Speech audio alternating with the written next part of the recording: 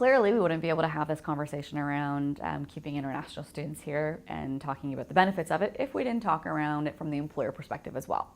So from an employer's perspective, what do you need to do? What do you need to be aware of? What's going to make it easiest for you to, number one, be aware of the great talent that we have, and then to integrate them within your organization?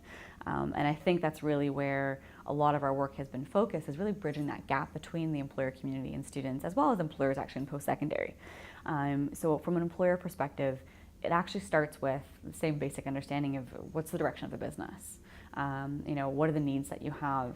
And then when you've got those needs identified, being as open-minded as you can around who can fill those needs. So we've all seen, the entry-level positions that still require 3 to 5 years experience. Well, is that really entry-level? No. So critically thinking about what your organization needs to do and the requirements for each and every single position. Another example, I often see sometimes on job descriptions or job postings that somebody needs to have a Nova Scotia driver's license. Well, why?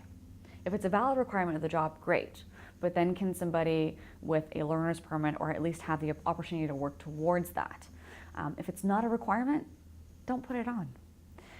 If they don't need to have a card, don't include it.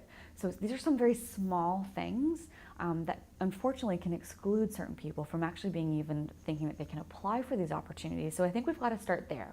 I think we need to start with an awareness of being as open as possible in our hiring processes from the minute we actually identify the need.